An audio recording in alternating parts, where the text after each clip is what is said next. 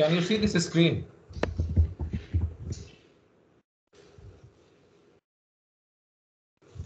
Yes, sir. Yes, sir. इसमें we have been discussing the fundamentals of C programming, and I told you that when we write any program, we can provide input to any program in two ways. Either we can let the program to run, and then upon encountering of scanf, that program is prompting you to enter the data. The second way was that when we run the program, we can specify the input also along with the file name which we wish to execute. So one of the examples that we have seen was the example of simulation of type command, which is basically a DOS based command using which we can display the content of any text file. So this program is further modified, and now we are making use of the same concept to simulate a copycon command. So I'm just opening this file because I have to simply modify the comment, because older content of type file only I modified, and I have made it to realize the execution of copycon command. So simply I am removing this comment in the first line.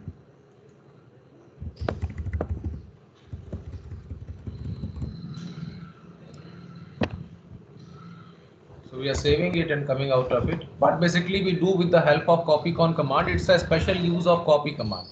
So what is the syntax of copy command? Basically when we write copy, so we used to give a source file name, and then we used to give a target file name. So what is happening?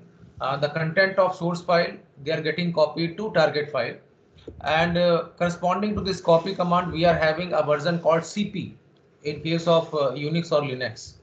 So here a special instance of copy command is copycon. So basically when we are teaching beginning classes and we are teaching disk operating system, DOS introduction is there, then it is told that in order to create very small file, we can make use of copycon command. Actually it's not an editor, but it helps you to create a small file, because since I'm saying that it's not an editor, so you don't have the option of correcting any mistake if you commit that mistake in the previous line. For example, if I'm typing 5 lines and I am right now at 5th line, suddenly I realize that there is mistake in line number 1, so I don't have the option of moving the cursor back to line number 1 and make the correction. लेकिन इसका एक special use ये है कि ये एक छोटी मोटी फाइल क्रिएट करने के काम आती है. जैसे कि मैंने आपको cat कमांड के बारे में बताया था कि when we give cat and we redirect the output of that cat command to some target file, maybe the name of that file is target.txt. So what is happening? Basically cat is always expecting a file name after the word cat, because that file contents are to be displayed on the screen. Here the file name is missing, and moreover the output which is supposed to be displayed on monitor is redirected to target.txt file. तो ये मैंने आपको बताया था कि यहाँ पे हम कुछ इस टाइप में कंटेंट्स को टाइप कर सकते हैं, and then we have to this is the basically input file, because cat के बाद जो मिसिंग फाइल है that is assumed to be an input file, and that input file is nothing but your console. So from keyboard only you are inputting the data, and when you press Ctrl D, so there you are sending a end of file signal back to cat command. Now cat gets the information that yes, the file is created, and now cat has got the contents which are to be redirected to the target.txt file. तो हम इसको देखते हैं, तो हम ये कहते हैं कि कैट को हम एक स्पेशल तरीके से एज ए एडिटर यूज कर सकते हैं, नॉट एडिटर, लेकिन एक छोटी मोटी फाइल क्रिएट करने के लिए having a few lines only, because when you are typing lesser number of lines you have least probability of committing some mistake. ऐसे ही कॉपी कमांड है जो हम जैसे DOS में यूज करते हैं, तो copy source file and then target file. अगर हम कॉपी कॉन को देखें तो copy con is a special case of copy command. Con stands for console, that means ये कंसोल को कॉपी करता है किसमें, किसी टारगेट फाइल में. So I am giving target.txt. तो क्या होता है, it is again coming to next line. The cursor is coming to next line as it does in case of cat command, and now it is expecting you to provide the input file, because copy con में जो con है वो एक console को represent करता है. तो con जब फाइल complete होगी तभी वो target में copy होगी. तो फिर then we type the contents and we send the end of file signal, which in case of DOS and Windows is Control Z, लेकिन in case of Linux और Unix it is Control D. तो यहाँ पे हमारा objective यही है कि हम कॉपी कॉन को रियलाइज करना चाहते हैं. तो प्रोग्राम जो है that we have written is copycon dot C, and if you look at the content of this file, तो कमांड लाइन आर्ग्यूमेंट यूज किया है बिकॉज copycon कमांड के लिए हमें करना क्या होता है, copycon के बाद एक फाइल नेम देना होता है. तो ऑब्वियसली आप इनपुट कहाँ दे रहे हैं, कमांड लाइन पे. सो इनपुट को आप प्रोग्राम के अंदर एक्सेस कैसे करेंगे, argv वेरिएबल के थ्रू. फिर हमने उस फाइल को ओपन कर लिया जो टारगेट फाइल आपकी है, और उसको किस मोड में ओपन किया, W मोड में, because my objective is to write the contents of console file to target file. तो टारगेट फाइल का नाम ही जो है argv1 के अंदर है, क्योंकि हम इसमें इनपुट फाइल तो दे नहीं रहे हैं, कौन को हम जान ही रहे हैं कौन is a input file console. तो अब इसके बाद नेक्स्ट आप यहाँ पे इंपॉर्टेंट है, एक आपको पिछला प्रोग्राम जो मैंने दिखाया था विच वाज utype.c, उसमें बेसिकली यहाँ पे मैंने fp लिखा था because my objective was to take the data from a file. तो और ऊपर हमने यहाँ पे क्या किया था, instead of writing w I wrote r there because I was reading the file, and in doing so जो फाइल आपने fp के साथ अटैच करी है उसी fp को यहाँ पे लिख के you are retrieving the characters one by one, and what you are doing basically you are displaying those contents on the screen. तो सारे कैरेक्टर जो वन बाय वन आप स्क्रीन के ऊपर दे रहे थे. अभी यहाँ उल्टा है कि हम कंसोल से जो है कैरेक्टर्स दे रहे हैं और वो किसी फाइल के अंदर जाना है, जैसे copycon का जो एक्चुअल बिहेवियर होता है. तो getC और putC ये दो फंक्शंस हैं जो कैरेक्टर्स को लेने या उसको राइट करने के काम आते हैं किसी फाइल के अंदर. विच फाइल, जिसका फाइल हैंडलर जो है वो getC की या putC के अंदर स्पेसिफाई करते हैं, क्योंकि जो सिंटैक्स है वो सिंटैक्स इस टाइप का है कि अगर आपने getC को यूज किया तो it is C is equal to getC and inside that you have to write fp. तो आपको फाइल से जो है आपने कंटेंट्स को you are getting the contents, that means आप कैरेक्टर को, since you are getting character from that file, तो उसका मतलब है we are reading that file. और जो दूसरा सिंटैक्स है putC का, उसमें यह होता है कि when you write putC and then you write C, fp, इसका मतलब है जो C में जो भी आप कैरेक्टर है उसको you are writing in the file which has been linked with fp pointer. तो ये उल्टा ऑपरेशन कर रहा है कि आप कैरेक्टर को फाइल के अंदर लिख रहे हैं. ठीक है. अभी अगर इस प्रोग्राम को जो मैंने कंटेंट्स कैट किए हैं ऊपर देखें, तो यहाँ पे मैंने फाइल पॉइंटर की जगह क्या लिखा है, stdin. ये मैंने आपसे पहले भी डिस्कस किया था कि stdin जो है एक फाइल पॉइंटर है which is always indicating your keyboard. तो इसका मतलब है कि C is equal to getC जो है कैसे बिहेव कर रहा है. जिन्होंने थोड़ा सा C पहले पढ़ी होगी या उनको बहुत कॉमन टाइप का स्टेटमेंट मालूम है कि C is equal to getchar. तो ये स्टेटमेंट क्या करता था, it use to take the character from keyboard. ऊपर अगर आप C is equal to getC देखें तो it is also doing the same thing. The only difference is कि file pointer is stdin which is the keyboard, so that's why it is taking the character from a file and eventually that file is a input device file which is keyboard. तो वहां से हम character read कर रहे हैं, और what we are doing, we are writing it back to fp file. And what is fp? fp वो file है जिसको आपने टारगेट कहा है, target.txt, और उसको आप राइटिंग मोड में ओपन किए हैं. That's why you are writing the character to that file fp. तो आप कैरेक्टर जो है कीबोर्ड से जो टाइप करते जा रहे हैं वो फाइल के अंदर डालते जा रहे हैं. And when the process is ended, तो प्रोसेस एंड कब होगा, जब आपकी इनपुट फाइल जो आप कीबोर्ड से टाइप कर रहे हैं that reaches end of file. So that end of file signal we are providing with the use of control D. तो जब हम रुक जाते हैं तो वहाँ पे ही ये ऑपरेशन रुक जाएगा, and whatever you have typed that will become the part of target.txt. तो अब we can simply compile this program.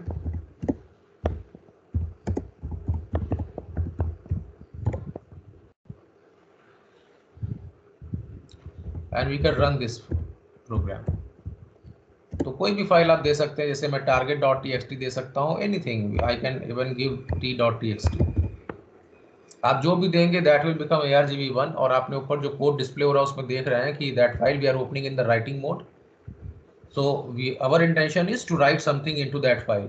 And from where will be writing, from console, because copycon में हमने रियलाइजेशन ही यही किया, इसीलिए तो यहाँ C is equal to getC लिखा है और उसके अंदर stdin लिखा, क्योंकि हम कीबोर्ड से कैरेक्टर को रीड कर रहे हैं. So when you press enter, your cursor is coming to the next line. Now you are supposed to input the data. So we may write something.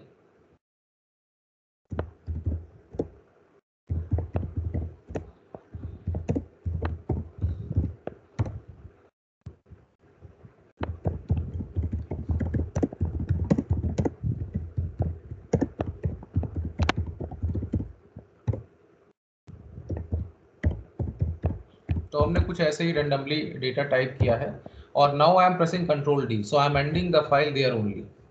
आप देखिए तो अपेरेंटली आपको लगे कुछ नहीं हुआ, लेकिन what we have done actually कि प्रोग्राम अंदर क्या कर रहा था, whatever characters you are typing they are getting return through the file t.txt. So now we can simply check the content of t.txt.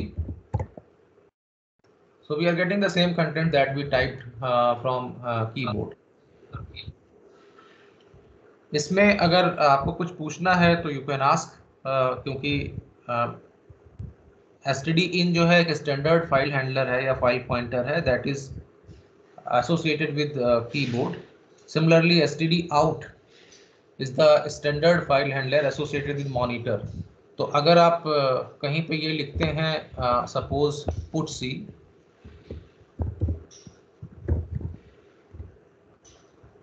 और उसमें आप लिखते हैं ये, तो it is similar to the statement called putchar. Putchar में हम क्या करते हैं, whatever character we wish to print on monitor that we use to write. तो putchar is a special instance of putc because the definition of putc is further modified and permanently when the file handler or file pointer which is mentioned as a argument in the bracket of putc is std out, so putc will start behaving like a putchar. So it is possible that we can simply modify the definition of putc and it can start behaving like putchar. So putc is more generalized because it takes care of any type of file, whereas putchar is exclusively meant for monitor. So anything that we wish to print on monitor that we can do with the help of putchar, only one character at one time. तो आप देख सकते हैं कि in this way we can realize the different commands of operating system. I mean, it's possible that you can simulate the operation of cat command, because normally cat does what? When we write cat file1, file2, file3, so it is simply displaying the content of file1, following those contents of file2, then followed by content of file3.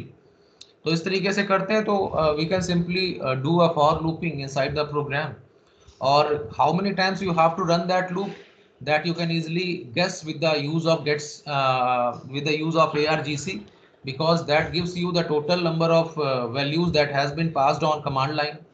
तो अगर आप उन values को देखेंगे which have been passed on command line, तो उसके according count आ जाएगी। तो if I am writing cat, suppose I am realizing it, I may give the name ucat, मतलब user defined cat command, the ucat file1, file2, file3. So implicitly inside the program argc value will be set to 4 because 4 values we have given. And now we can run a for loop. We can change the value from I is equal to 1 because deliberately we are leaving the first value which is your cat only. तो cat तो program का नाम है which is stored in argv 0. We are starting with argv 1. उसी की file को हमें करना है, तो what we can do, we can simply include fopen argv और उसके अंदर I लिख दिया। I की वैल्यू हमने 1 से लेके जो है 3 तक चेंज कर दी। तो argv 1 होगा, इसका मतलब फर्स्ट फाइल ओपन हुई, उसके कंटेंट्स को आपने डिस्प्ले कर लिया, उसके बाद नेक्स्ट इटरेशन आपने फॉर का फोर्स कर दिया, अगली बार जो है सेकंड फाइल ओपन हो गई क्योंकि argv के ब्रैकेट में आ गया 2, तो सेकंड फाइल जो आपने दी है वो डिस्प्ले हो जाएगी, तीसरी बार थर्ड फाइल है वो डिस्प्ले हो जाएगी, उसके बाद फॉर लूप टर्मिनेट कर जाएगा and the program is terminated. So I mean you can put any logic, ठीक है, you can further enhance it even to take care of greater than sign also. So that kind of condition you can put inside the program. Greater than sign है इसका मतलब redirection होगा, so you can do anything. तो ये इस तरीके से we can realize any operating system command. जैसे मैंने आपको कुछ एग्जांपल्स दिए हैं, अब इसी तरीके से आप मूव कमांड को सिमुलेट कर सकते हैं, सीपी कॉपी कमांड को सिमुलेट कर सकते हैं, कॉपी कॉन मैंने आपको दिखा दिया। अभी कॉपी कॉन को अगर फर्दर मॉडिफाई कर दें तो हम उसमें 2 फाइल ओपन कर लें, एक रीडिंग मोड में एक राइटिंग मोड में। तो रीडिंग जो है सोर्स फाइल हो जाएगी, राइटिंग टारगेट फाइल हो जाएगी। उसके बाद आपने जहाँ c is equal to getc मैंने लिखा है वहाँ c, fp1 आ जाएगा। Let us suppose fp1 is a file pointer of first file that we have opened in reading mode. और put c के अंदर हमने लिखा है c comma fp2. So fp2 is that file which has been opened in writing mode and that is basically the target file. तो आप इस तरीके से जो है एक फाइल के कंटेंट्स को दूसरी फाइल में इजीली यू कैन ट्रांसफर. तो ये सब फाइल हैंडलिंग का कंसेप्ट है. मेरा इंटेंशन केवल यहाँ पे कमांड लाइन आर्गुमेंट बताने का सिर्फ इतना है कि जब हम इंटर प्रोसेस कम्युनिकेशन पढ़ते हैं ऑपरेटिंग सिस्टम में तो प्रोसेसेस क्या होते हैं, they are the programs in running state. ठीक है, या रनिंग स्टेट तो उसको इसलिए नहीं कहेंगे क्योंकि प्रोग्राम अगर रैम में है तो रन स्टेट में भी हो सकता है, वेट स्टेट में भी हो सकता है. लेकिन हम कहते हैं कि it's a replica of any program which exist in RAM for execution. ठीक है, when we say execution, so execution का मतलब है कि अगर हम कहते हैं 10 सेकंड में एग्जीक्यूट हुआ and we have got the result, तो not necessarily all the 10 second the program inside the RAM was executed by a microprocessor. It might have run by microprocessor only for fixed amount of time and rest of the time either it was in the ready state or in the wait state. So I believe this must be clear to you कि जो process life cycle होता है उसमें what we are having different states. We are having ready state, we are having run state, we are having wait state and terminate state. ठीक है, तो ये different states हैं. I suggest you कि जो मैंने अपना YouTube चैनल पे डाला है लेक्चर, एक उसमें एक्सपेरिमेंटल लेक्चर है that I took in this MOOCs recording studio. So that is explaining the concept of processes कि processes होते क्या हैं. अभी हमें क्या करना है कि suppose बहुत सारे processes RAM में exist कर रहे हैं. It is possible that one process is creating another process. So the process which creates another process is basically called a parent process because it is giving birth to a different process. और जो process create किया जाता है parent के द्वारा उसे हम child process कहते हैं. So we are having the same kind of concept that we use in practical life. I mean, you are having your father and you are the child of your father. So similarly, a parent may give birth to a different process and that process is referred to as a child process.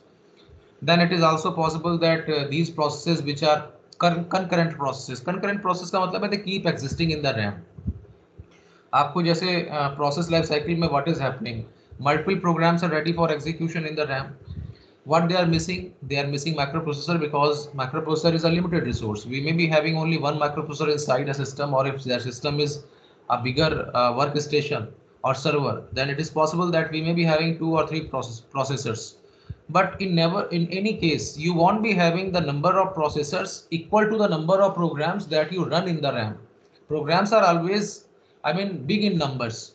Because processor being very precious resource, we wish to utilize it 100% and that you can do only when you are having bulk of programs residing in RAM and they are ready for execution. So all the time our intention is to keep the microprocessor busy as much as possible. Otherwise the speed of microprocessor is tremendous and it is far ahead of any other device of computer. So if you are sending some data or you are processing some programs, so in any program, not all the time you need the microprocessor because there are certain times when you are mostly taking the data from keyboard or maybe taking the data from hard disk. Now taking data from keyboard or taking data from hard disk is time consuming process in comparison to the processing of a statement by the microprocessor. जैसे आप c is equal to a plus b लिखते हैं, so within fraction of seconds it is getting executed, ठीक है, by microprocessor. लेकिन when you write scanf, so that depends कि how much time you are taking to give the input. And by the way, these kind of input output statements, they are never taken care by microprocessor. We are having dedicated IO channels, which are a sort of dedicated microprocessors, which are only meant for taking the data or outputting the data. तो microprocessor को हम हमेशा जो है processing के लिए रखते हैं कि वो प्रोसेस करे, जैसे कोई आप कैलकुलेशन कर रहे हैं, so that should be carried out by microprocessor. So our intention is to keep the microprocessor busy and that is why the concept of multitasking evolved. Multitasking में ये होता है कि even if I am using my laptop and I am the single user, since single user है तो आप microprocessor को बहुत सारे लोगों के बीच में तो शेयर कर नहीं सकते क्योंकि मैं अकेला लैपटॉप को यूज कर रहा हूँ. But yes, it is possible that I may be assigning too many jobs to microprocessor because multitasking is permitting me this concept, because that's why it is happening that in case of Windows you are able to listen to the music and in the meantime it's possible that you have given the printing, so printing is also going on, music is also going on, and in the meantime you are executing some program. ठीक है, तो बहुत सारी चीजें आप एक साथ कर सकते हैं. तो at least when you have the multitasking, so even if you are single user but you increase the percentage utilization of microprocessor because you are assigning more jobs to microprocessor. अगर आप ये इमेजिन करें कि if I am having a system which is single user single tasking, मतलब user can give only one task at one time, so obviously that will be that concept will be underutilizing the potential power of microprocessor. Why? Because not all the time you can keep microprocessor busy. Since you are having single tasking, so at any time you can assign only one task. It's not possible that multiple tasks you can assign to microprocessor.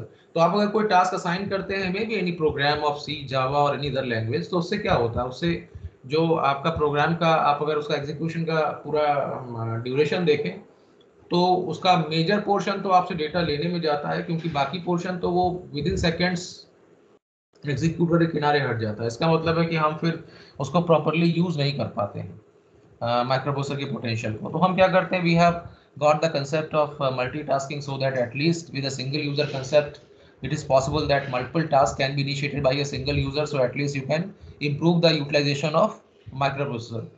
Further, when we are saying that the concept is further evolved to multi-user, इसका मतलब है not only a single user can perform multiple tasks, but multiple users are there and each of them can perform multiple tasks. So that means now you have further increased the probability of 100% utilization of microprocessor, क्योंकि आपने और सारे programmes RAM में reside करेंगे of different users, और उसमें एक user के भी बहुत सारे प्रोग्राम्स हो सकते हैं. तो इज इट क्लियर कि we are having the concept of single tasking, multitasking, single user, multi user. So please keep acknowledging so that I can understand कि वेदर यू आर ठीक है ना. इसमें ये आपको समझ में आया? तो इसमें फाइल हैंडलिंग में तो आपको कोई प्रॉब्लम नहीं है. जो अभी मैंने एक्सप्लेन किया कॉपी कॉन कमांड का रियलाइजेशन कमांड लाइन आर्ग्यूमेंट से, इसमें तो कोई प्रॉब्लम नहीं है.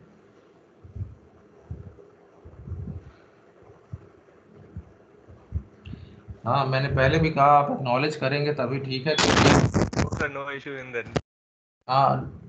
You don't have any problem ना? Anyone who is not understanding?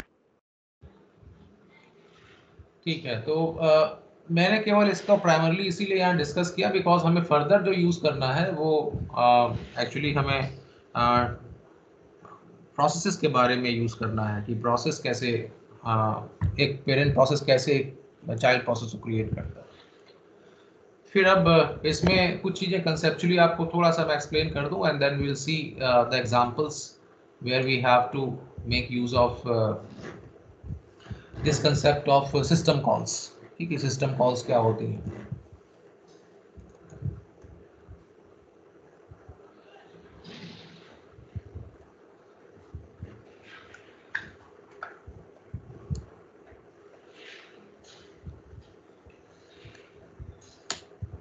आपकी जो बाकी और सब्जेक्ट्स जो थे, मैंने कहा था कि आपकी ओएस की कोई क्लास फर्दर हुई जो डीएस सिंह सर को लेनी थी, उन्होंने अभी ली कि नहीं ली है?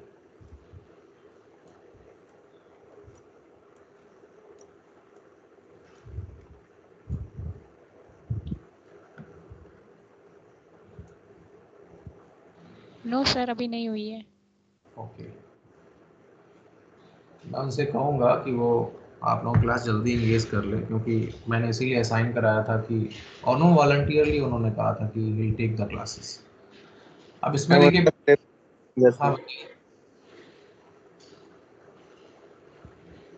देखिए जब हम ऑपरेटिंग सिस्टम से किसी सिस्टम को बूट कर लेते हैं, मतलब कंप्यूटर को, तो आपके हार्डवेयर के ऊपर we get the layering of kernel, और यही एक्चुअल आपका जो है कोर ऑफ ऑपरेटिंग सिस्टम है. Kernel has a collection of machine language routines which are having access to computer hardware. Over that kernel a number of shells are working. ठीक है, और ये जो shells होते हैं basically because of them only we are getting dollar prompt on the screen. अभी आपने मेरा टर्मिनल देखा था जहाँ मैं कॉपी कॉन ये सब चला रहा था, so that I am getting only because of shell. तो shell जो है वो आपको ये पॉइंट देता है जहाँ पे you can enter some commands. ठीक है, if I enter the command, so normally what is happening when you press enter, you get the output of that command, and then further dollar prompt. That means once again shell is ready to accept next command from you after giving the result of the previous command. तो हम लोग basically interact किससे करते हैं? Shell से. तो जो हम कमांड देते हैं, कमांड क्या होती हैं? They are the names of special programs. अभी आपको मैंने कॉपी कॉन बताया, यू टाइप बताया, तो बेसिकली टाइप है, कॉपी है, ये कॉपी कॉन है, ये सब कमांड्स हैं. और ये क्या है? इनके करस्पॉन्डिंग कोड होगा, और वो कोड जो है या तो वो शेल के अंदर एम्बेडेड होगा या उसकी एक सेपरेट फाइल होगी. अगर सेपरेट फाइल होगी तो हम कहेंगे कि ये एक्सटर्नल कमांड है. अगर उसका कोड जो है वो शेल के अंदर एम्बेडेड है तो उसका कोड सेपरेट नहीं है, वो शेल के पास पहले से ही है, तो इसको हम कहेंगे कि it is a internal command. तो इंटरनल कमांड वो होती है जिनका code is internal to shell. उसके लिए explicitly we don't need any external file. ठीक है. एंड यू नो दैट कि when you are loading the operating system या when you are booting the system, so what is happening in the system area? OS is getting decided. So when I say OS is getting decided, so not entire OS is getting decided, because it used to take lots of space on the hard disk. So it's not possible that the entire OS you can keep in the RAM. So you are keeping only the essential portion of OS in the RAM, and one of the portion that essentially should lie in the RAM is shell. क्योंकि अगर shell नहीं होगा तब तो आपको ये prompt ही नहीं मिलेगा डॉलर वाला. तो there is no question of giving any input or any command. Then अगर आपको शेल नहीं मिला तो फिर कमांड देंगे कहाँ हम? तो इसलिए हमारे लिए यहाँ पे जो है कमांड के लिए जो है प्रॉम्प्ट का होना जरूरी है. और वो किस वजह से आता है? क्योंकि यहाँ शेल रिसाइड करता है और उसी की वजह से हमें प्रॉम्प्ट आता है. तो हम कमांड देते किसको हैं? शेल को देते हैं. शेल जो है चेक करता है कि कमांड जो है रॉन्गली स्पेल्ड है या करेक्टली स्पेल्ड है. अगर इसका सिंटेक्स करेक्ट है, so it is simply decoding the command and finding out कि which machine language routines of kernel are to be executed. So it is requesting kernel to execute those machine language routines. So when these routines are executed, since they have the access of hardware, so practically we see that the command is operated upon hardware and you see the result. ठीक है. तो this is what happening. अब ये जो kernel के पास machine language routines हैं, they are basically the definitions of certain functions. ये functions हैं जो predefined functions हैं. आप और हम जो C में, Java में functions use करते हैं, जैसे for example I can use strcat. It's a C language string handling function. ठीक है. कॉस और ये साइन तो आपने सभी में देखा होगा कि हम लोग मैथमेटिकल फंक्शंस यूज करते हैं. और ऐसे तो बहुत सारे रेडीमेड फंक्शंस आपको अवेलेबल होते हैं. वो फंक्शंस हैं जिनकी डेफिनेशन जो है कंपाइलर को पता हो जाती है और उसकी डेफिनेशन आपको लिखनी नहीं पड़ती. लेकिन क्योंकि आप जानते हैं कि फैक्टोरियल का कोई फंक्शन सी में नहीं है, तो आपको जब फंक्शन पढ़ाया जाता है तो teacher is asking you to write the definition of factorial.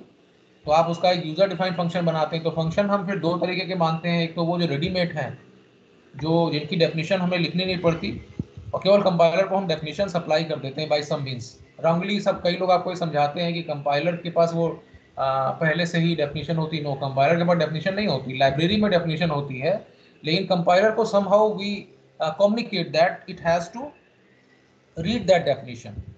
And in doing so we are doing some of the things like we are including the file header file. तो हम वो कंपाइलर को ये बताते हैं बेसिकली कि जो function जो उसको यूज़ करना है उसका सिंटेक्स क्या क्या है, वो क्या इनपुट लेता है, क्या आउटपुट जनरेट करता है. फिर आपका जो सी होता है टर्बो सी, उसमें लिब नाम की एक डायरेक्टरी होती है, उसके अंदर डेफिनेशंस होती हैं, प्री कंपाइल्ड डेफिनेशन होती हैं फंक्शंस की. तो जैसे ये रेडीमेड फंक्शंस हैं आपको जावा में भी मिलेंगे, वैसे ही कर्नल के भी जो फंक्शंस हैं उनको हम यूज कर सकते हैं सी लैंग्वेज में. That's the beauty of C language. That's why we say that it's a middle level language, क्योंकि हम इसमें सिस्टम को प्रोग्राम कर सकते हैं. मतलब आप हार्डवेयर एक्सेस कर सकते हैं. और जब आप हार्डवेयर एक्सेस करना चाहते हैं तो who has the power of accessing the hardware? Obviously operating system. तो इसका मतलब है you have the power of, you get the power of interacting with the operating system, and with the existing routines of operating system you are able to access the hardware. आप hardware को access कर पाते हैं उन functions के through जो operating system का part है. फंक्शंस क्या है? वो कर्नल के मशीन लैंग्वेज रूटीन्स हैं. तो सी में हम उन फंक्शंस को भी यूज करते हैं. और ये फंक्शंस जब हम यूज करते हैं, जैसे one of the function is fork, it is use to create a child process. ठीक है. तो अब ये जो हम कहीं अपने कोड में लिखते हैं k is equal to fork, तो what is this? This is the function call. ये जो फंक्शन कॉल है इसमें ये जो इसको हम कहेंगे फंक्शन कॉल की जगह सिस्टम कॉल. इसलिए सिस्टम कॉल इसको ज़्यादा कहते हैं क्योंकि ये जो रूटीन्स हैं they are the part of system. तो सिस्टम कॉल क्या है? वैसे ही है जैसे कि फंक्शन कॉल है. मतलब सिस्टम कॉल बेसिकली क्या है? System call is a call of special functions of kernel kernel of operating system.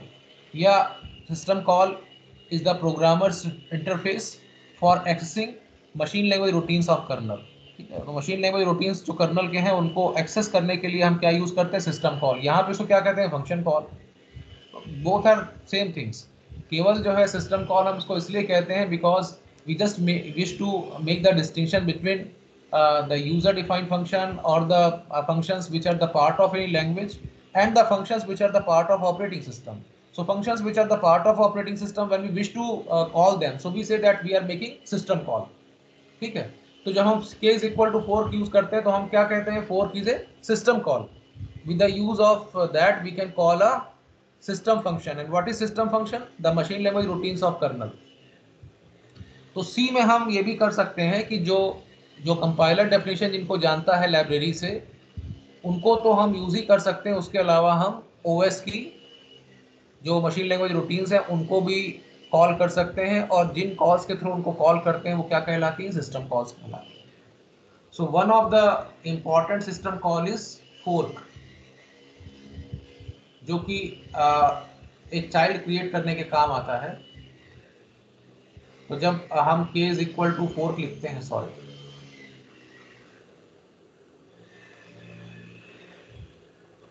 when we write k is equal to fork, so upon encounter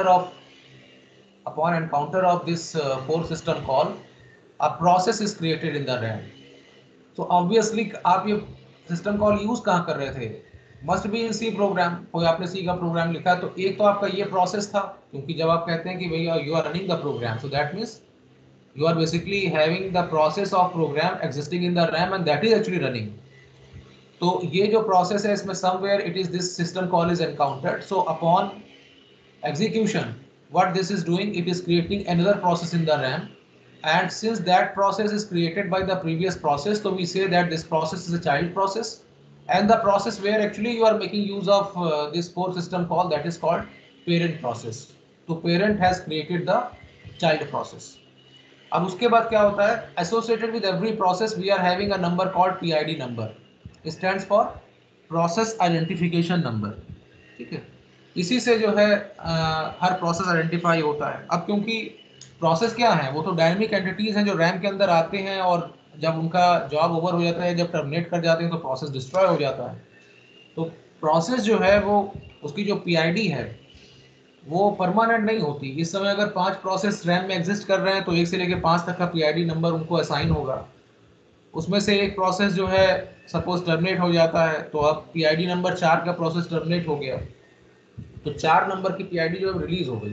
अगला कोई भी प्रोसेस जब RAM में fresh create होगा, it may acquire the value 4 because previous program to whom this 4 was assigned that is deleted. ये बिल्कुल वैसे ही है जैसे suppose we are enrolling MCA first year students in BTech in first year. ठीक है, या एमसीए के स्टूडेंट्स को we are enrolling in MCA first year upon your admission, and it's possible that some of the some of the students who are taking admission in MCA first year, they might have got admission in some other universities, so they may leave. So during the admission process, if they are leaving, so whatever roll number we have thought for assigning to these students, they'll be assigned to some other students, because obviously when they will not be admitted, so somebody else will be admitted in their places, और उसको फिर वो roll number assign हो जाएगा. तो इस तरीके से ये डायनेमिक एंटिटी है जिसको हम लॉजिकल कह सकते हैं. इट्स नॉट फिजिकल टाइप की, क्योंकि प्रोसेस जो है फिजिकल एंटिटी नहीं है, वो परमानेंट कोई रैम में एग्जिस्ट नहीं करती रहती, वो तो आते जाते रहते हैं. जैसे कि आपकी आईपी एड्रेस होती है, आईपी एड्रेस जो नॉर्मली हम जो डीएचसीपी जो हम लोग इनेबल करते हैं, और उसमें हमारे सिस्टम को एक आईपी असाइन होती है. जैसे आप जब प्रीमाइसेस में यहाँ पे कैंपस में रहते हैं तो आपको जो आईपी अभी असाइन हो रही है, एक बार मैंने लॉग आउट हो गया, उसके बाद मैं दोबारा अगर लॉग इन करूँगा और नेट से अपने आप को कनेक्ट करूँगा, so I will be having a different IP assign to my laptop. तो हर बार वो बदल जाती है. ठीक है, वैसे ही यहाँ पीआईडी नंबर जो है एक समय में जितने प्रोसेस होते हैं उनके बीच में यूनिक होती है, लेकिन जो उसको असाइंड है वो आगे भविष्य में यूज़ नहीं होगी, ऐसा नहीं होता, क्योंकि जब ये प्रोसेस डिलीट हो जाएंगे तो करस्पॉन्डिंग पीआईडी रिलीज हो जाएगी, फिर ऑपरेटिंग सिस्टम किसी अगले आने वाले प्रोसेस को वही पीआईडी असाइन कर देगा. जैसे roll number 1 2 3 respect to year we are having in every year. ठीक है, not not the entire roll number I am pronouncing, I am simply saying 1 2 3 4, that's why. ठीक है, तो MC फर्स्ट ईयर का 1 2 है, MC सेकेंड ईयर में 1 2 है, इस तरीके से. तो बहरहाल आई बिलीव कि ये थोड़ा सा आपको क्लियर होगा. Now more about this we can discuss in the practical side.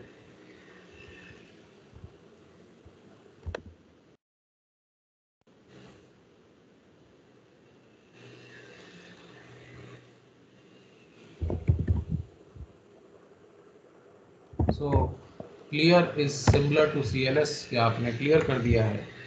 Now see the program.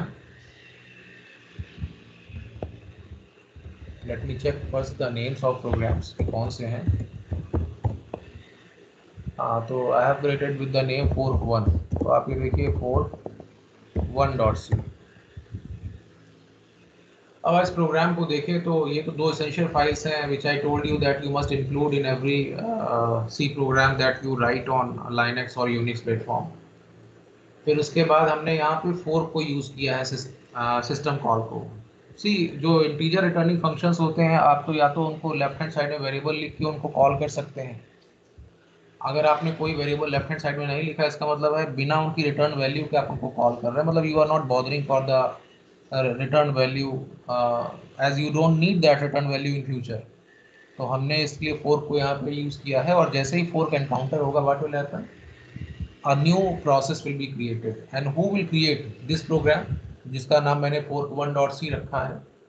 तो let me open this program in editor.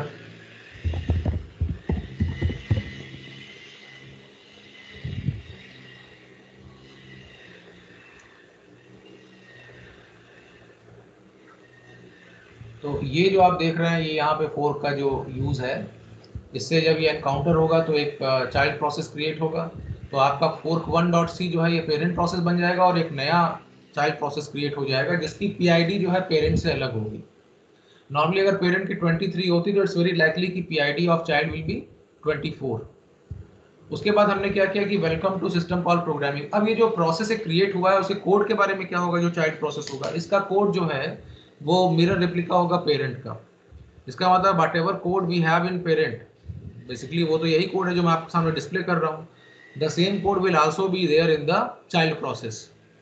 Now after this fork the next point onwards both the programs will compete with each other. जो parent process जो अभी आप चला रहे हैं ये भी, और जो चाइल्ड प्रोसेस नया क्रिएट हुआ ये भी, अभी रैम में 2 हो गए. अब both will fight for what, both will fight for microprocessor.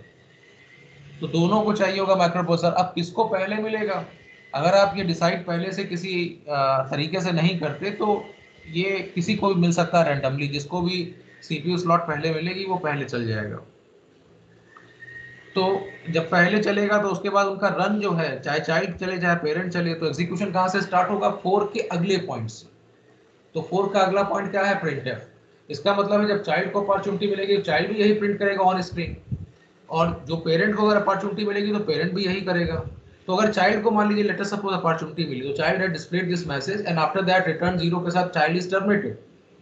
So when child is terminated it is by default the chance of parent will come. a parent will execute, so parent will also execute from the next point after the fourth system call, so it will also print welcome to system call programming.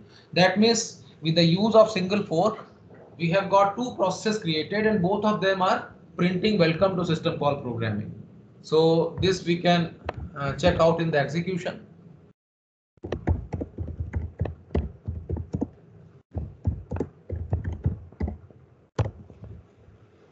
So now I can simply run. So see, 2 times you are getting welcome to system call programming. तो is it clear कि क्यों हमारे पास 2 बार आया, क्योंकि fork ने एक child और create कर दिया, एक प्रोसेस क्रिएट कर दिया जो कि चाइल्ड प्रोसेस है. और अब दोनों ही प्रोसेस जो हैं वो आगे बढ़ेंगे.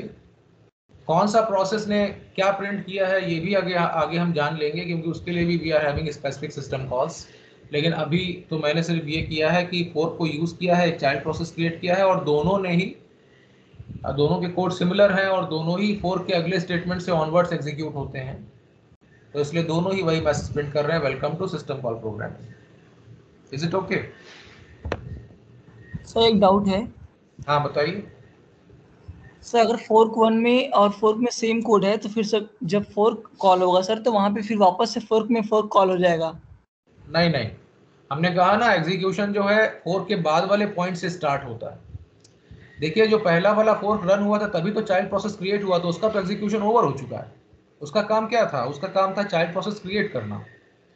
उसके एग्जीक्यूशन का ही आउटकम तो था कि चाइल्ड क्रिएट हो गया। अब चाइल्ड के अंदर फोर्क थोड़ा रन हो जाएगा, क्योंकि मैंने कहा कि जिस पॉइंट तक का पेरेंट एग्जीक्यूट हो चुका है, जैसे उसमें फोर्क का जैसे यूज किया और चाइल्ड प्रोसेस क्रिएट हुआ, तो चाइल्ड प्रोसेस अपने क्रिएशन किसका आउटकम था? फोर्क का। तो उसके नेक्स्ट पॉइंट ऑनवर्ड्स ही रन होना शुरू होगा। और पेरेंट में तो आप जान ही रहे हैं कि फोर्क एग्जीक्यूट हो चुका तभी चाइल्ड प्रोसेस क्रिएट हुआ, तो पेरेंट तो उसके नेक्स्ट पॉइंट से ही रन होगा। तो इसका मतलब दोनों में कोड कहां से स्टार्ट होगा? फोर्क के अगले पॉइंट से। क्लियर है? Yes sir. हाँ, अब इसको एक चीज और हम आपको फर्दर मॉडिफाई करके दिखाते हैं। लेट अस सपोज हम इसमें फोर्क बढ़ा दें।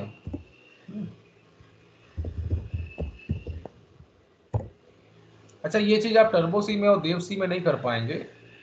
टर्बो सी जो है क्योंकि इस कंसेप्ट के साथ नहीं लिखा गया है, तो बेटर रियलाइजेशन इसका वहीं होगा जहाँ पे आपके पास मल्टी यूजर या मल्टीटास्किंग ओएस होगा। ठीक है, तो या तो आप विजुअल सी में अगर काम करेंगे तो आपको ये चांस मिल सकता है, लेकिन इसमें नहीं। तो बेटर है कि आप इसको लिनक्स पे ही जब एक्सप्लॉइट करते हो सबसे अच्छा रिजल्ट आता है। ठीक है, अब मैं अगर सपोज 2 फोर्क लगा देता हूँ इसमें, तो व्हाट विल हैपन? पहले फोर्क के आउटकम में क्या आएगा कि पेरेंट ने एक चाइल्ड क्रिएट कर दिया। अब उसके ऑनवर्ड्स दोनों ही एग्जीक्यूट होंगे। तो अब पेरेंट में क्या एग्जीक्यूट होगा? फोर्क। और चाइल्ड में भी क्या एग्जीक्यूट होगा? अगला फोर्क। तो व्हाट विल हैपन? पेरेंट जो है फिर एक और चाइल्ड प्रोसेस क्रिएट कर देगा इस फोर्क की वजह से, सेकंड फोर्क की वजह से। और अगर चाइल्ड को टाइम मतलब प्रोसेसिंग का अपॉर्चुनिटी मिलती है तो child will also create a child process further. ठीक है, तो रैम में कितने हो जाएंगे? 4 प्रोसेसेस हो जाएंगे। इसको मैं आपको फर्दर एक्सप्लेन कर देता हूँ कि रैम में 4 प्रोसेस हो जाएंगे।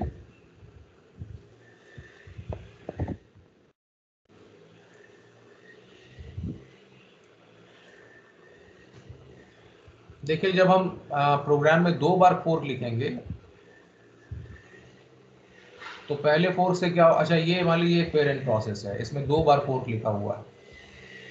तो ये वाला जब फोर्क एनकाउंटर हुआ तो एक चाइल्ड प्रोसेस क्रिएट हुआ। अब अगला पेरेंट क्या रन करेगा? ये वाला। और चाइल्ड के अंदर भी अगला स्टेटमेंट क्या होगा? इस फोर्क के बाद वाला। तो वो भी एक फोर्क है क्योंकि उसके अंदर भी तो यही कॉमन कोड है। तो child will further create a child process and parent will also create a child process. So how many process now we are having? 1, 2, 3 and 4, 4 process हो जाएंगे। अगर इनका ट्री स्ट्रक्चर देखें तो किस टाइप का होगा? अगर ये पेरेंट है तो पेरेंट का एक प्रोसेस जो पहले क्रिएट हुआ वो P1 सॉरी चाइल्ड C1 है, और जो पेरेंट ने दूसरा चाइल्ड क्रिएट किया उसको हमने C2 कहा। फिर चाइल्ड के अंदर ही एक और चाइल्ड क्रिएट हुआ जिसको हम C3 कह रहे हैं। तो 4 हो गए ना। तो इसका मतलब है कि अब जो printf स्टेटमेंट है वो कितनी बार एग्जीक्यूट होगा? 4 बार होना चाहिए। इसमें कोई डाउट तो नहीं है ना?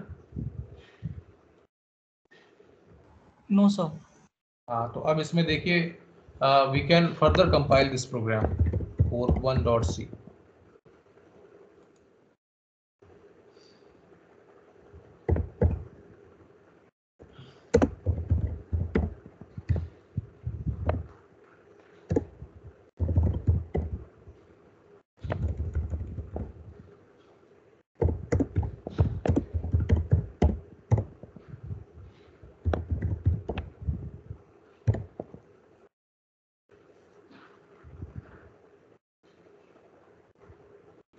You just wait because for system.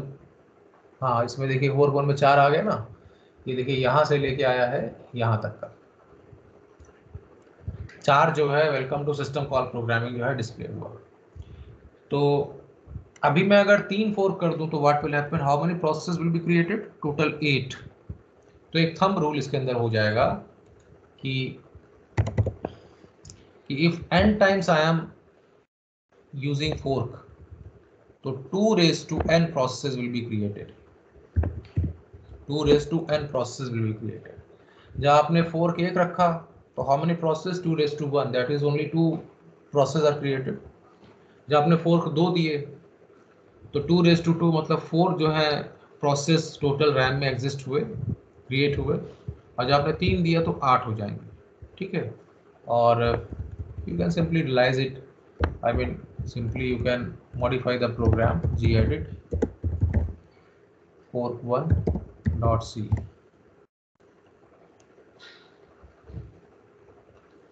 So one more fork I am adding.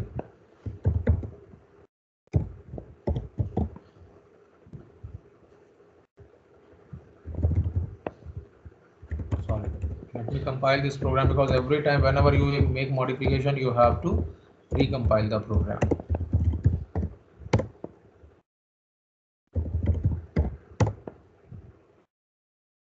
तो आप देखिए how many times we have got 8 times. ये पहला वाला 1, फिर 2, फिर 3, फिर 4, फिर 5, फिर 6, फिर 7, फिर 8। जो मैंने आपको बताया है it is simply verifying that concept कि उसको हमने इस तरीके से किया। तो is it clear? Yes yes sir. Sir. तो इसमें इसका मतलब है कि जब भी फोर्क एग्जीक्यूट होता है तो पेरेंट प्रोसेस क्या करता है, it is creating its own clone, उसका अपना क्लोन क्रिएट करता है। और वो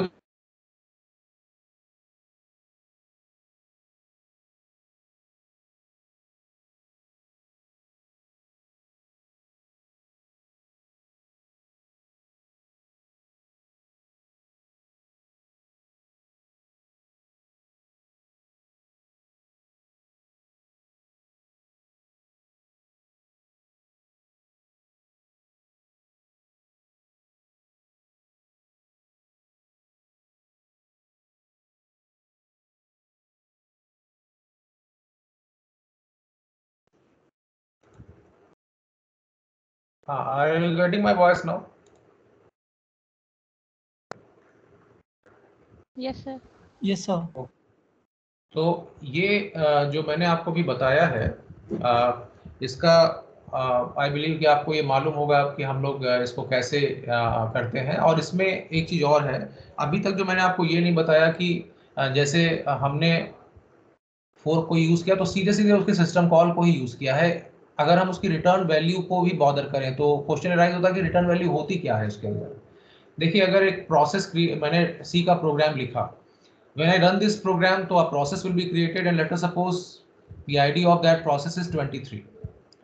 So somewhere it is having the occurrence of fork system call. So when this is encountered, so another process is created, and इसकी जो suppose PID है वो 24 है। तो अब ये कोड दोनों में कॉमन है, PID जो है दोनों की अलग अलग है। Now when we write k is equal to 4, so what is happening? This fork is creating a child process. It is returning the PID of newly created child process back to parent. तो ये k में क्या आ जाएगा? 24।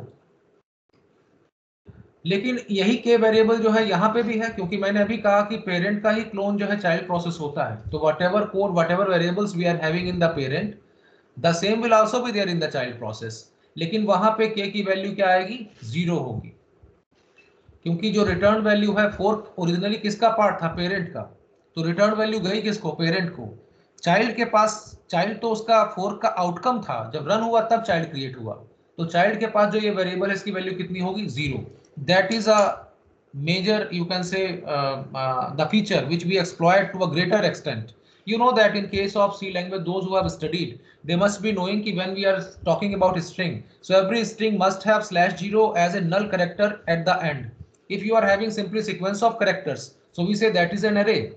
This is what this is the difference between a character array and the string in C language. तो क्या होता है, अगर आप किसी वेरिएबल को array है, अगर उसमें आपने मदन मोहन स्टोर किया, तो आपने MADAN स्टोर किया, फिर आपने एक ब्लैंक स्पेस स्टोर किया, फिर आपने मोहन स्टोर कर दिया। अगर अंत में आपने /0 नहीं लगाया, तो आप अगर इस एरे का नाम आपने A रखा है, तो आप इसको A0, A1, A2 करके आपको इंडिविजुअल कैरेक्टर ही एक्सेस करने पड़ेंगे। लेकिन अगर आपने /0 अंत में लगा दिया, तो सिंगल वेरिएबल A जो है वो एक स्ट्रिंग ट्रीट हो जाएगा।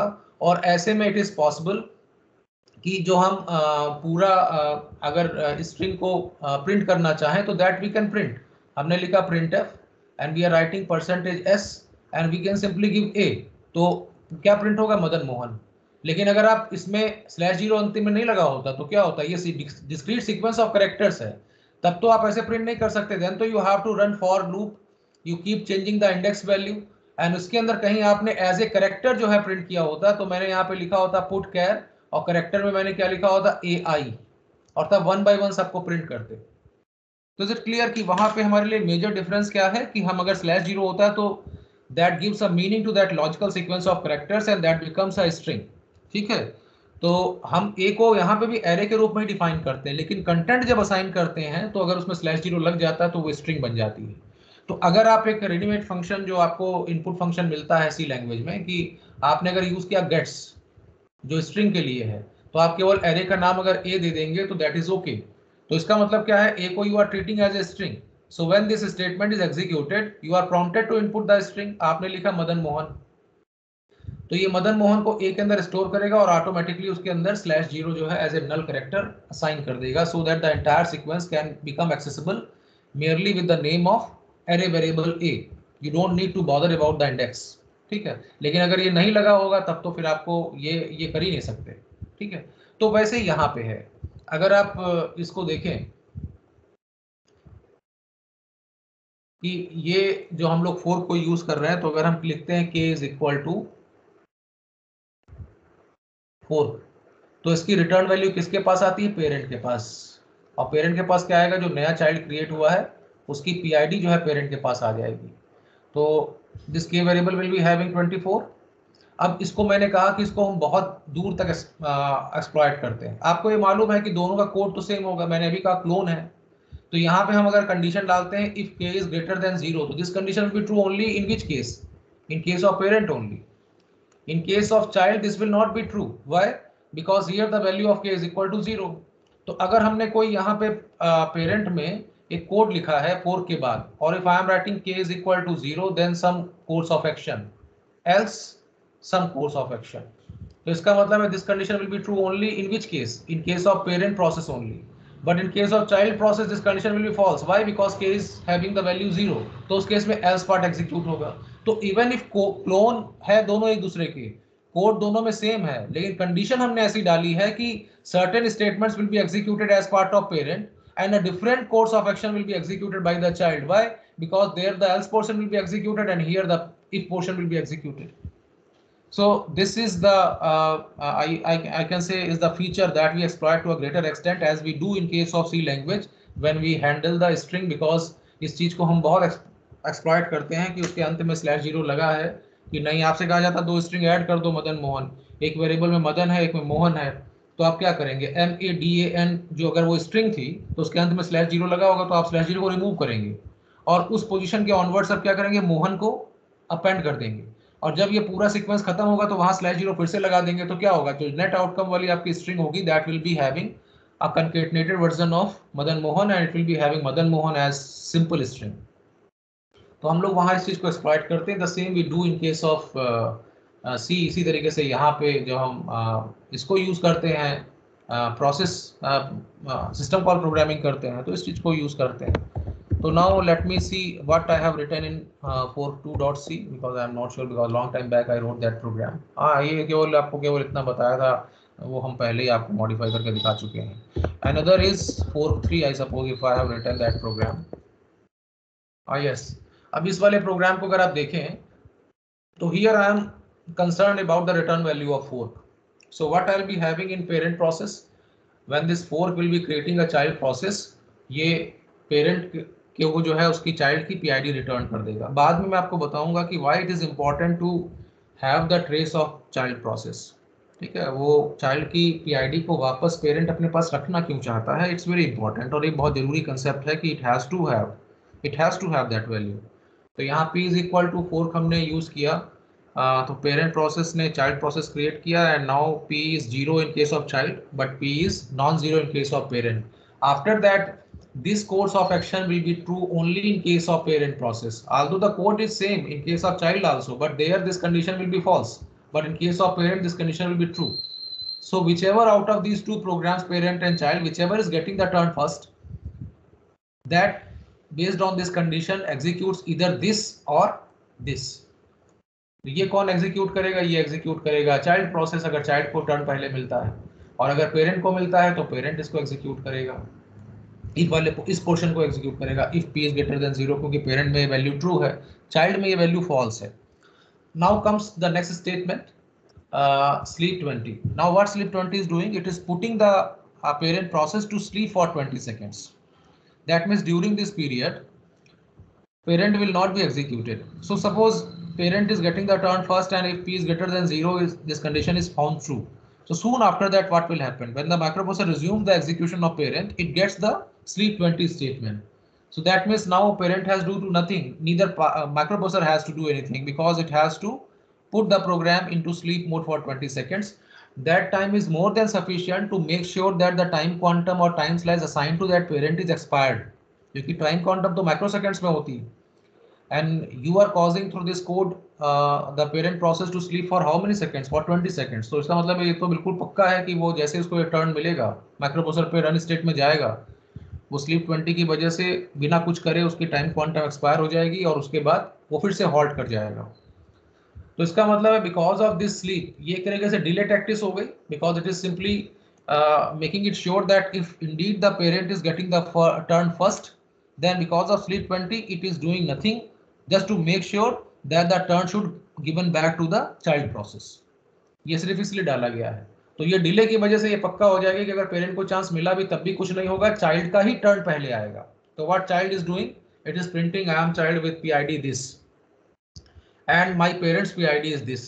देखिए आप जो कुछ भी printf के अंदर लिखते हैं, जो लोग C को नहीं जानते हैं, जावा में तो आप अब तक जान ही गए होंगे कि whatever you right between double inverted comma that is a constant string, वो एज इट इज प्रिंट हो जाती है स्क्रीन के ऊपर. और /n is escape sequence that makes sure that this heading should always be printed in the new line, because /n, whenever /n is encountered, what it is doing, it is bringing the cursor to the beginning of next line. तो /n के साथ ही जो है ये हम sure करते हैं कि I am child will always start from the new line. ठीक है. अब इसमें जहां जहां पे आपने कंट्रोल आर्ग्यूमेंट दिया है %d, वहां पे करस्पॉन्डिंग वैल्यू प्रिंट हो जाएगी. जैसे पहला %d किसके लिए है, गेट PID के लिए, और दूसरा %d किसके लिए है, गेट PPID के लिए.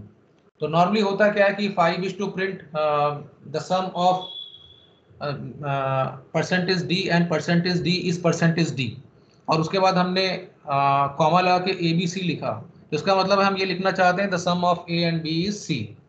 तो A की वैल्यू %d की जगह पुट हो जाएगी, B की वैल्यू सेकंड %d की जगह पुट हो जाएगी, और C की वैल्यू थर्ड %d की जगह पुट हो जाएगी.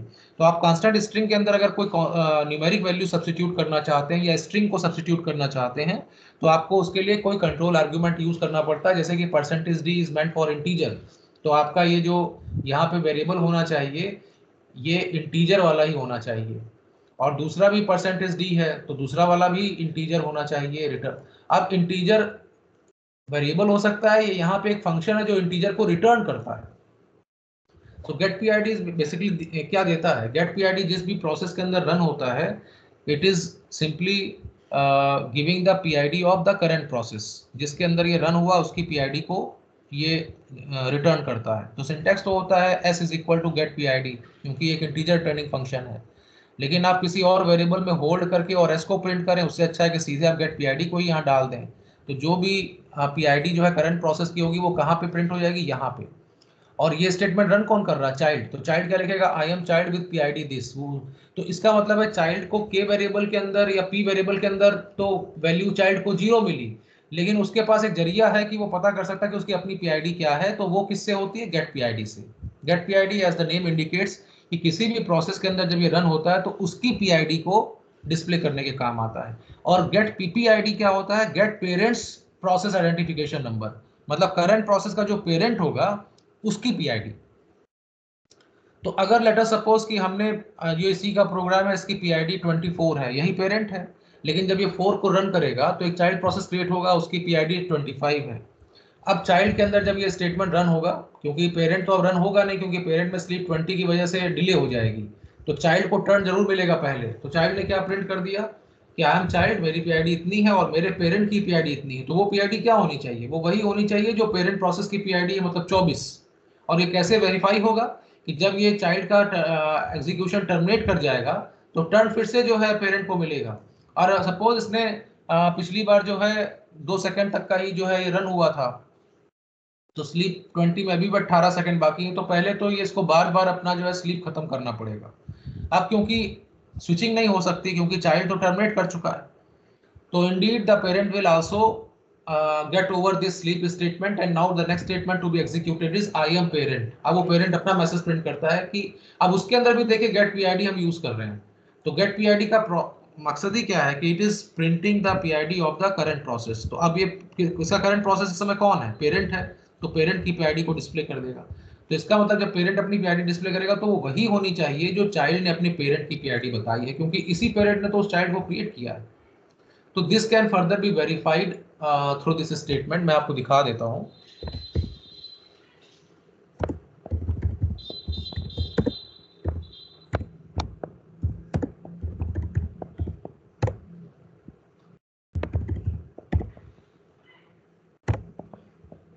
अब देखिए चाइल्ड ने प्रिंट कर दिया I am child with PID 3642 and my parents PID is 3641।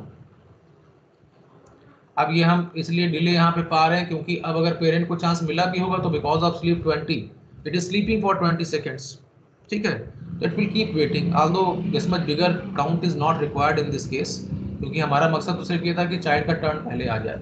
अब देखिए कि जैसे ही इसने पेरेंट ने प्रिंट किया तो उसने क्या प्रिंट किया, माई पीआईडी इज 3641। देखिए गेट पीआईडी जो है इस स्टेटमेंट में रन हुआ तो इसने 3642 दिया था, लेकिन इसी गेट पीआईडी ने जब पेरेंट में रन हुआ तो उसने करंट प्रोसेस की पीआईडी बताई, तो कितनी बताई, 3641। तो चाइल्ड की पीआईडी, चाइल्ड में क्या बताया था 3642 और गेट की पीआईडी ने क्या बताया था 3641, क्योंकि चाइल्ड का पेरेंट क्या है 3641 पीआईडी का। जब पेरेंट ने भी अपनी प्रिंट करी तो उसने भी देखिए 3641 लिखा, तो ये पक्का हो गया कि इसी पेरेंट ने इस ऊपर वाले चाइल्ड को क्रिएट किया जिसका मैसेज आया है। अब ये क्या है 2792, इसने लिखा माई पेरेंट पीआईडी इज 2792, मतलब पेरेंट का पेरेंट कौन होगा, पेरेंट का पेरेंट कौन होगा, कोई एनी गेस? आपने सी का प्रोग्राम चलाया कहाँ पे है, शेल पे, क्योंकि आपने यहाँ क्या दिया था फोर्क 3, कहाँ पे सबमिट किया है, एट डॉलर प्रॉम्प्ट किया है ना। तो शेल भी क्या है, इज आल्सो अ प्रोसेस, क्योंकि अगर रैम में कोई भी चीज जो चल रही है जो एग्जीक्यूशन स्टेट में है इज अ प्रोसेस, उसका करस्पॉन्डिंग प्रोसेस शेल का जरूर होगा। अब हम कैसे जान सकते हैं कि शेल हमारा उसका प्रोसेस क्या है, अगर आप खाली पीएस कमांड दें, देखिए बिल्कुल एक्सट्रीम लेफ्ट कॉर्नर में बॉटम साइड में आ रहा, राइट साइड में एक्सट्रीम राइट बॉटम्स पीएस, तो हम खाली पीएस कमांड देते हैं तो what we do, what we get 2792 और इधर बैश, तो हमारा शेल कौन सा है, बैश है, और उसकी पीआईडी कितनी है 2792। अगर आप यहाँ देखें तो यही तो पीआईडी यहाँ आ रही है, तो इसका मतलब है कि हमने इस फोर्क 1 को किसको, फोर्क 3 को किस पे चलाया था, हमने फोर्क 3 को चलाया इस डॉलर प्रॉम्प्ट पे, और डॉलर किसकी वजह से मिल रहा है, बैश की वजह से, बैश हमारा शेल है, और उसकी पीआईडी कितनी है, अभी हमने वेरीफाई की 2792 है, आपके सी प्रोग्राम ने भी क्या बताया 2792, और पेरेंट ने अपने चाइल्ड की भी पीआईडी बताई। देखिए पेरेंट को चाइल्ड की पीआईडी बता सकता है क्योंकि वहां हमने क्या लिखा था p is equal to PID, तो p वेरिएबल जो है उसमें पीआईडी ऑफ चाइल्ड है, ठीक है। तो इसलिए यहाँ पे फर्दर अगर आप इस कोड को देखें, सो आई बिलीव कि now you can make better comparison, क्योंकि ऊपर आप देखिए तो ये हमारा इतना कोड था।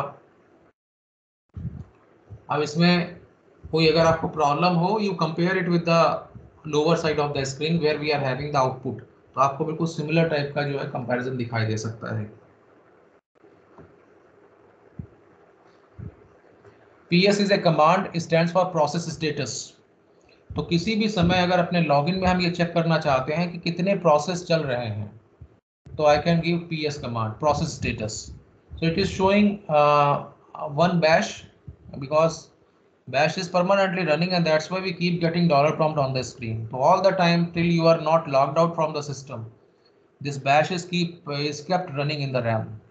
अगला क्या है PS, क्योंकि आपने अभी जो कमांड दी थी, ये कमांड PS दी थी, तो PS भी तो एक प्रोसेस क्रिएट करेगी, तो उसकी डिटेल यहाँ पे आ गई।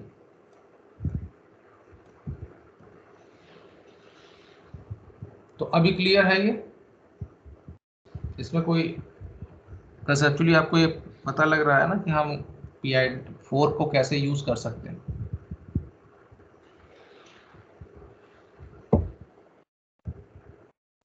Please acknowledge so that I can understand कि yes whether you are getting it or not. Yes sir, clear. Okay. So should I continue or should I stop here only? Because I don't wish that too much dose should be given on a single day. If you are okay with these contents, and I simply expect that you should please go through the programs that we have discussed so far, and try to understand the concept. Then whatever we have discussed about command and argument, deliberately I discussed because we have to use this in future. अभी तक आपको मैंने यही बताया है कि हम एक पेरेंट प्रोसेस का क्लोन क्रिएट करते हैं एज ए चाइल्ड प्रोसेस, और दोनों जो है एक दूसरे के रिप्लिका होते हैं।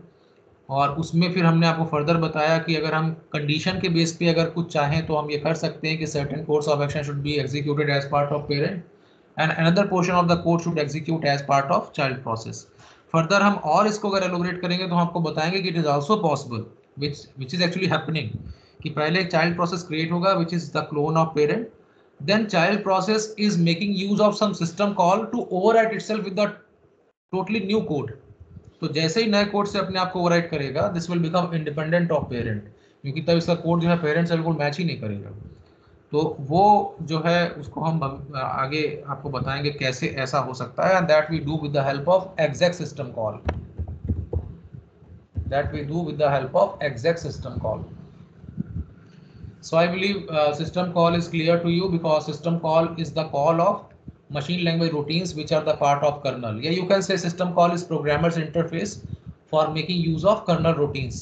Since kernel is referred to as system because वो operating system का ही core है, हम कहते हैं कि system functions को call करने के लिए जिस हम call को use करते हैं उसी को हम system call कहते हैं।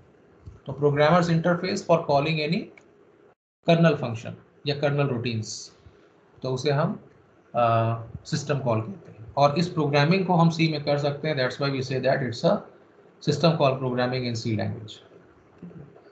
सो I am ending my lecture here only, and I will try to steal some other free slot so that मैं आपको अगले हफ्ते ज़्यादा बता दूँ, बिकॉज थोड़ी सी दिक्कत ये है कि since I am not having your physical presence in the campus, so that's why it's not possible that I can ask you to come in the class and I explain everything physically before you, but I believe with the execution of these programs, I am little bit improving the understanding of this concept, because you can simultaneously see the execution also probably which you can never see in the classroom.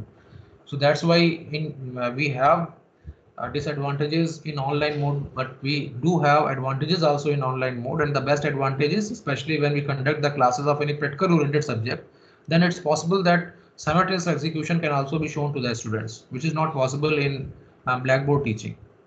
तो ये थोड़ी सी understanding आपकी improve कर सकता है। बहरहाल I am recording all these sessions and I'll put this session also on YouTube so that those who have missed this lecture can see this lecture on YouTube। So with this I am ending my lecture। Sir एक doubt था। हाँ बताइए। Sir let's suppose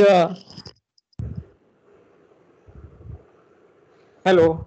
हाँ बताइए बेटा, हम सुन रहे हैं। हाँ सर, लेट्स सपोज सिनेरियो जिसमें हमारे पास दो लिनक्स की मशीनें हैं सर, 18.0 और 20.0। जो 18.0 है वो 5.2 कर्नल पे बेस है और 20 है जो 5.4 पे है। तो हम अगर उन दोनों की डायरेक्टरी में जाके इंटरचेंज कर देते हैं तो सर वो प्रॉपर्ली वर्क करेंगी दोनों लिनक्स मशीनें? आप क्या चेंज कर देते हैं सर? कर्नल की डायरेक्टरी में दोनों की जो वर्जन्स हैं कर्नल की वो इंटरचेंज अगर कर देते हैं किसी तरह, तो वर्जन इनकम्पैटिबिलिटी जो होती है वो बहुत मैटर नहीं करती, क्योंकि कुछ बेसिक चीजें होती हैं जो किसी वर्जन में चेंज नहीं होती। तो जब तक कि आप कुछ ऐसा ना कर रहे हो जो मतलब आप वर्जन ही चेंज कर देंगे वहां जाके कि वर्जन का नंबर। हाँ सर, जो 5.2 कर्नल वर्जन है 5.4 आप उसको मॉडिफाई कर देते हैं सोर्स कोड में।